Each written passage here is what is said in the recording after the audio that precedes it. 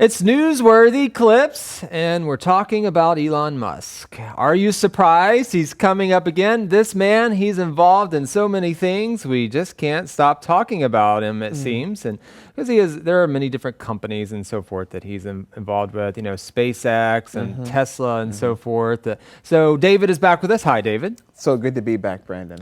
Well, David, in Newsworthy Clips, I want to focus on Elon Musk and the company that he has, Tesla. So he wants to kind of give away some of this proprietary information, right? The software and battery technology. He wants to say to other companies, okay, yeah, you can take that, you can take our knowledge and use it. Does that surprise you? Not really. Okay. To be honest, it doesn't really surprise me. Frankly, I think it's a good move. There are other companies that have done that in the past, and other tech companies. I'm trying to think of some specific examples.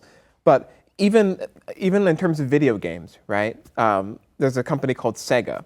They used to make different systems. Yeah, they made the Sega Genesis, the Sega Saturn, which is one of the greatest video game systems ever made.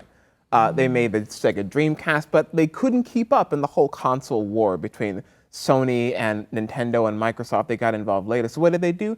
They're like, all right, Swanla, we'll forget about making the consoles.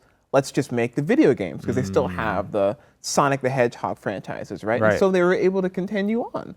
I think it's a good move, and I think that it will actually really help move along the future of electric vehicles. Yeah, that's hopefully will be the case. Well, do you think more companies should share this kind of knowledge, or is it sort of bad for business?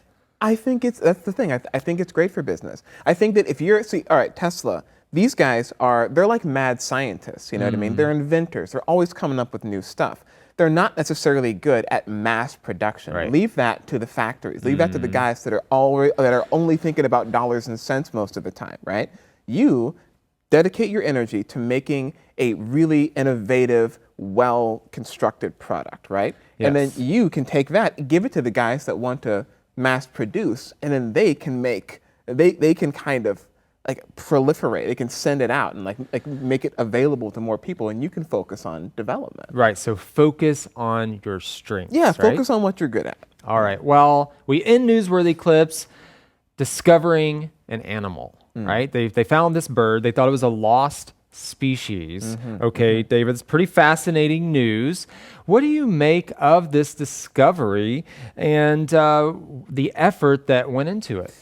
It just, whenever I hear stuff like this, it just reminds me of how big the world still is. You know what I mean? How vast creation is, and just there's so much beautiful stuff out there that we still don't know, we haven't found yet. And I think it's sort of humbling, you know what I mean? And also really nice. It makes it feel like there's still so much on our own planet that we can still explore. But I'm very happy to hear. I love to hear how we're able to protect species and even find species that we thought were extinct. And so now we have an opportunity to still preserve them. Yeah. Absolutely. Well, thanks for joining us for this Newsworthy Clip segment. We'll see you next time here on Insights.